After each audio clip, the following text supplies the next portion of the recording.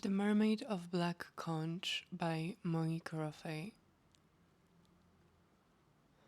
David Baptist's eyes threads are grey and his body wizened to twigs of hard black coral, but there are still a few people around St. Constance who remember him as a young man and his part in the events of 1976 when those white men from Florida came to fish for marlin and instead pulled a mermaid out of the sea.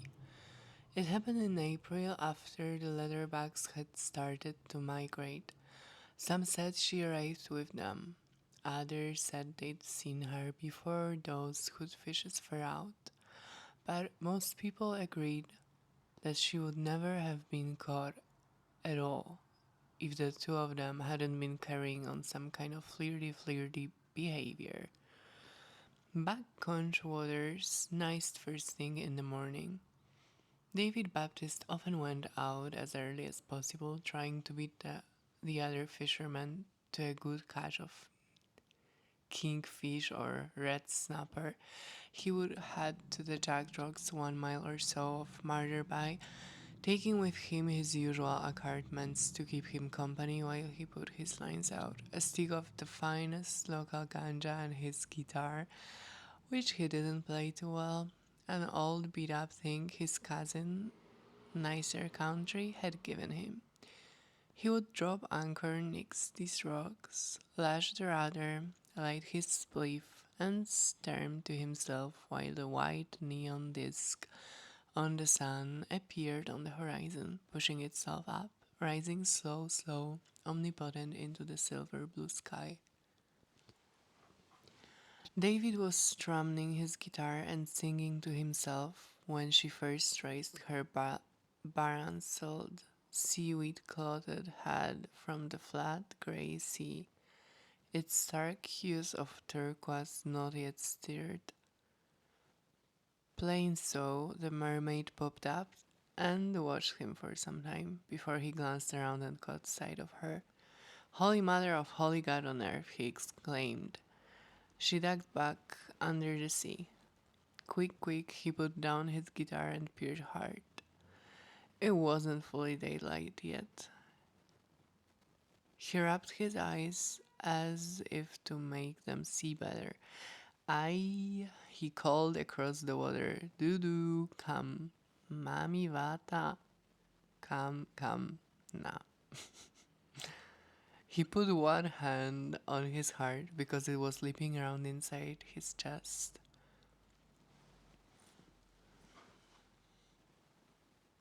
His stomach trembled with desire and fear and wonder because he knew what he'd seen.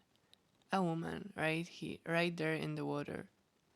A red-skinned woman, not black, not African, not yellow, not a Chinese woman, or a woman with golden hair from Amsterdam. Not a blue woman either, blue like a Dane fish, red. She was a red woman, like an Amerindian. Or anyway, her top half was red. He had seen her shoulders, her head, her breasts, and her long black hair like ropes,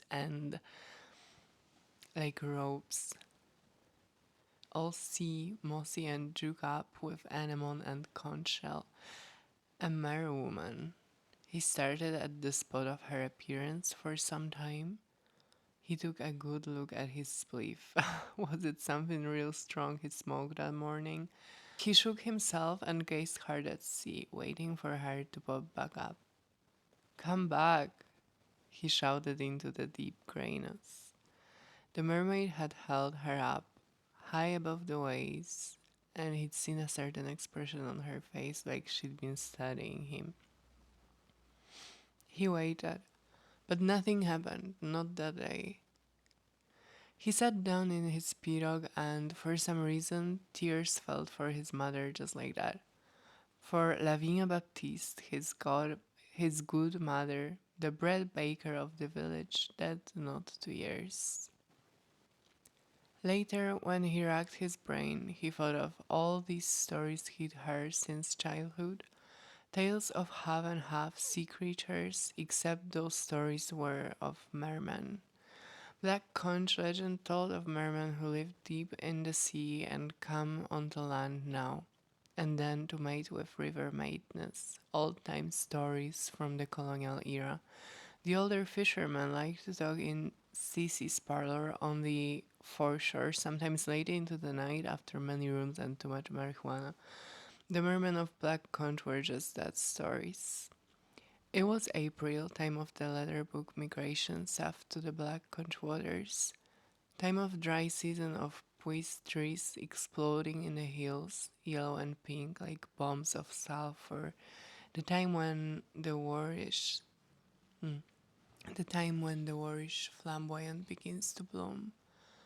From that moment when that red-skinned woman rose and disappeared as if to taste him, David itched to see her again. He felt a bitter-sweet melancholy, a soft caress to his spirit. Nothing to do with what he'd been smoking. That day, a part of him lit up, a part he'd no idea was there to light. He had felt a sharp stabbing sensation right there in the flat part between his ribs, in his solar plexus. Come back now, he said, soft and gentlemanlike after his mother tears had dried and his face was tight with the salt. Something had happened. She had risen from the waves, chosen him a humble fisherman. Come no do do, he pleaded, this time softer still, as if to lure her. But the water had settled back flat. Next morning, David went to the exact same spot by those jackdrogs of Marderby and waited for several hours and saw nothing. He smoked nothing. Day after the same thing. 4 days he went out to those rocks in his pirogue. He cut the engine, threw out the anchor and waited. He told no one what he had seen. He avoided Chichi's parlor, the property of his kind-hearted big mouth aunt. He avoided his cousins, his partners in St. Constance. He went home to his small house on the hill, the house he'd built himself, surrounded by banana trees, where he lived with Harvey, his spot hound. He felt on edge. He went to bed early so as to rise early. He needed to see the mermaid again to be sure that his eyes had seen correctly. He needed to cool what had become an inflammation in his heart to pacify the buzz that had started up in his nervous system. He had never had this type of feeling, certainly not for no mortal woman. Then, day 5, around 6 o'clock, he was strumming his guitar, humming a hymn, when the mermaid showed herself again. The time she splashed the water with one hand and made a sound like a bird's squeak. When he looked up, he didn't frighten so bad, even though his belly clenched tight and every fiber in his body froze. He stayed still and watched her good.